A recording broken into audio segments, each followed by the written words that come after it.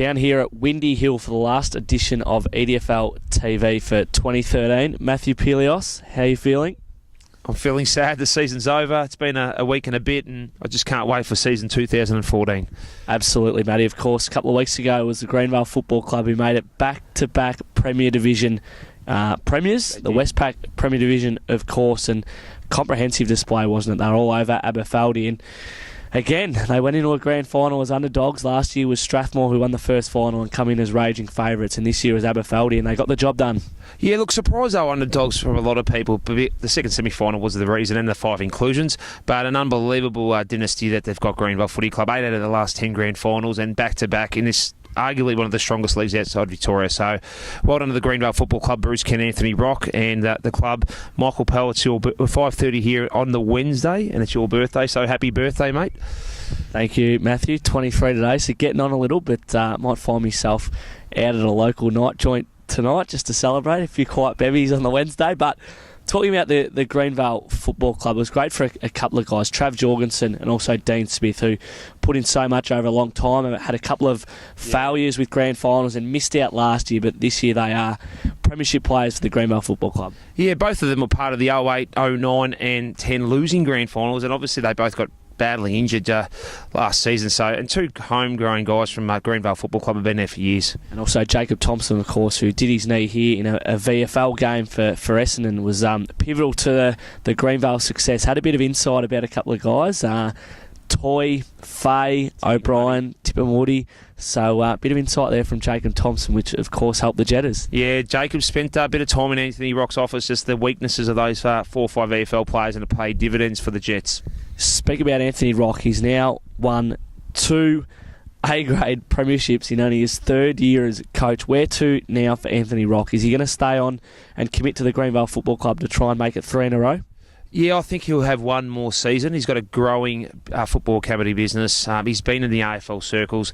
He's not interested in being an assistant coach. I think we'll see Rocky coach his last season in 2014. Where to now for the Aberfeldy Football Club, mate? He invested a lot in the last couple of seasons and come up without a premiership. It's now 40 years it'll be going into next year without an A-grade premiership for. And what John Larkin's described, they are a powerful club, but they need an A-grade premiership, and they don't have one again. Yeah, look, being an EDFL lover, I'd personally love to see Aberfeldy get a flag very soon. They, I think, will be better for the run next year. Sometimes you have to make a grand final and lose one to win one, and those players on the day that didn't have the games they had and you know, just didn't play good under pressure will be better for the run, and just hopefully they can make it. I think they'll bounce back and definitely be top 2 next year. And a couple of key appointments out of the Premier Division already. We hear that Dave Morgan at Pascoe Vale is back, so the 2 years out after he won the B-grade premiership here with the Panthers, they went up. Bicer and then Paxman took over the reins in Premier Division, but he's back. Look, I think the club wanted to cut a bit of their budget, and David said the biggest, the senior coaches in Premier Division are anywhere between 25 and 40k. So he's probably thought that's a good opportunity to save some money, and he's got good coaching experience, and he loves Pascoe Vale Football Club. Any other news out of the Westpac Premier Division, Matty?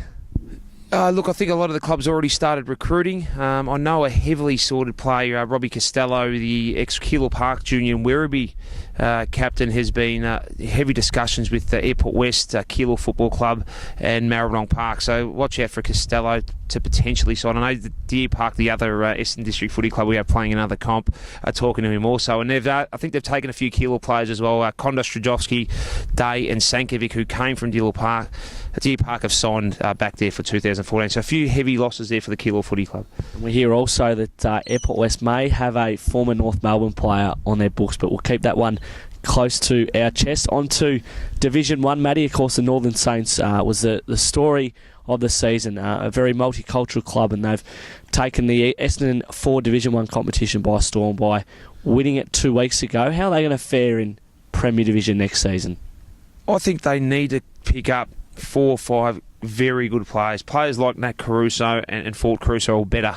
They have a very even, strong side, but they need some stars, and I think they're going to be hard and competitive. But if they can pick up 4 or 5 classy players, they'll be very competitive and be between the 5th and 9th positions. And the club that comes down from Premier Division this season into the Division 1, Oak Park, have announced their coach, Ben Chapman, who's been the assistant there for a couple of years. So Dale Chadwick, only 1 year in the job, and he's out after not winning a game in Premier Division. Was up against it, though, with the squad they had and the competition they had in Premier Division. But what do you make of that appointment? Highly regarded, Ben Chapman is, so he knows the players. I think Oak Park are the sort of club, they did it, I think, in 2009 to go back down and win one.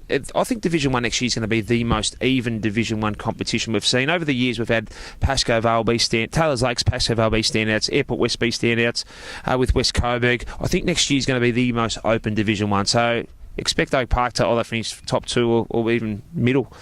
Speaking about Division 1, the coming season, a couple of teams now who really will want to vie for premiership glory before a few of their stalwarts bow out. I talk about Glenroy and your Tullamarines and your Taylor's Lakes. There's a couple of quality players amongst both lists that have been very loyal to each of their clubs, and they'll really want to vie for premiership glory, much like the Northern Saints did this year. Yeah, you're right there, Pelly. Yeah, I think especially Glenroy and Tullamarine. Glenroy won a flag, I think, back in 08.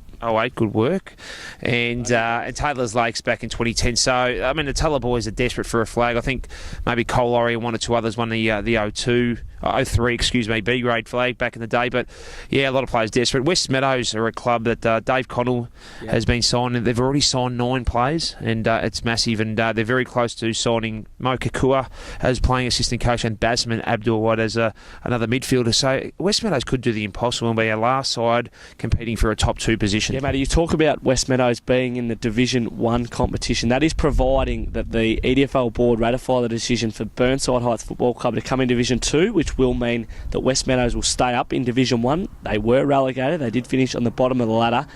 And it means that the Division 1 competition will be a 9-team comp next season. Yeah, which I think is a win for all. I mean, if Burnside Heights do get approved, and Mark Turi's been extremely happy with the way they're progressing, that's going to leave 9 teams in Division 1, which I think is a win-win, even rounds, more teams to play.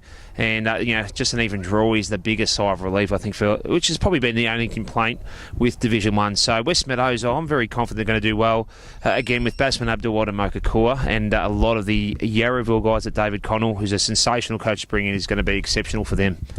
Perhaps Jason Harms back to the EDFL following David Connell back from low. He's a Tulla boy, though, Chase Harms, so it will be interesting maybe if he makes the trek down Mickleham Road to Willowbrook Reserve. Just on Division 2, Matty, bit of movement with Roxburgh Park announcing their new coach in Shane Derrick, I believe, or Paul Derrick, I'm not sure, one of the two. So they've opted out of Joel Ferguson as the playing coach. What was the feedback that you got? Mixed from the players. I know him and Ben Stone, the captain, had a bit of a falling out during the season, but I think a few players were pretty happy. But I think it was Joel Ferguson that fell on his own sword and sort of had enough and wanted to step away and concentrate on playing. So interesting to see where he plays next year. So he did a strong job, didn't he? He did well, and then they really should have played off for finals, Roxburgh Park. They had a 1-point loss in the last game, which meant they missed out on finals, which cost them dearly in the end. And also,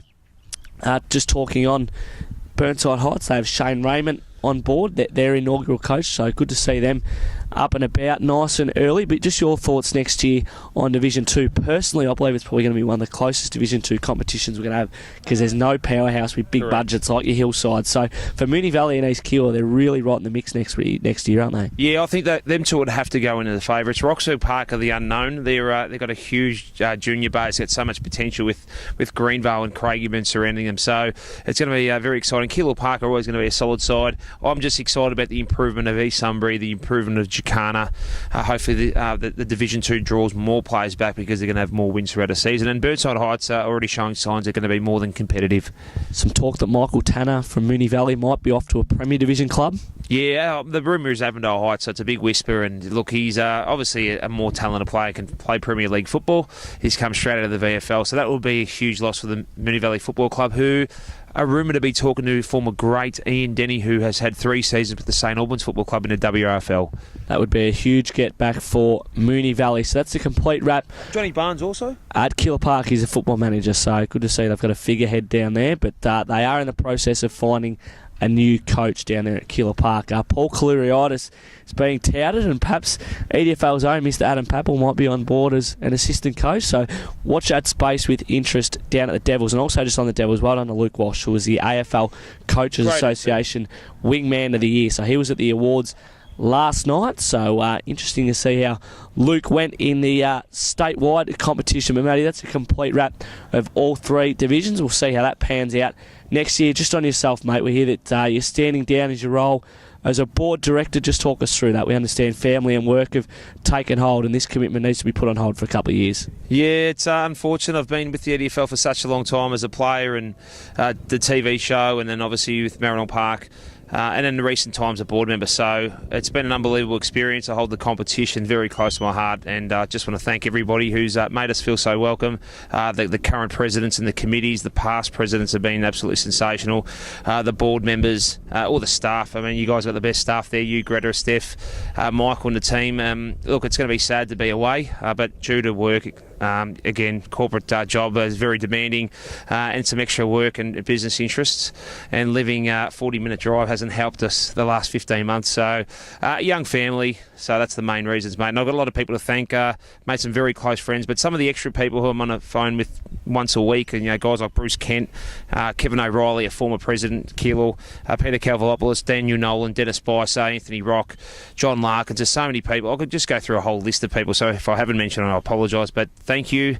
I love the competition, and I'm going to miss the competition. Absolutely, Matty. You'll be sorely missed. You're a great pioneer for the EDFL. Put it on the map and give it great exposure. I know personally, mate, you've offered a lot to me, given me some great exposure and helped me out along the way. So I appreciate everything you've done. I think everyone out there can concur that you've done a great job, Matty, and you will be sorely missed. But you are a corporate high roller these days, living out Bayside. So we'll let you go, mate, and hopefully we'll see you back in the coming years. I might pop in just to assist the rep side in 2014. I just want to ensure that we win the big March game against the Northern Footy League, and that we're playing for the number 1 spot against either the Eastern or the VAF in 2015. So I've put my hand up with Brett Scott to assist him with that.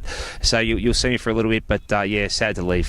I've got a feeling you might get your head on a couple of EDFL TVs as well, Matty. I reckon keep posted, but I reckon you might be on for a couple throughout the season. But for you viewers out there, keep tuned to essendondfl.com.au, especially if you want to play AFL 9s this year. A great success last year down in the synthetic turf pitches at Keilor Recreation Reserve, or Keilor Park Rec Reserve. So get hold of essendondfl.com.au. Stay tuned to Facebook, Twitter, and also Instagram. We'll have every bit of news covered. The big news here at Windy Hill as well, being a staff member, do you want to share with the Essendon District Football League will move here at Windy Hill? Yes, the EDFL is hopeful to move their base from 14 Marshall Road to just behind us. Supposed to be happening in hopefully October sometime, but we're not holding our breath, Matty. We'll wait and see. But it'll be a great move for the EDFL if they can make this Windy Hill their home base, because this is where all the finals are.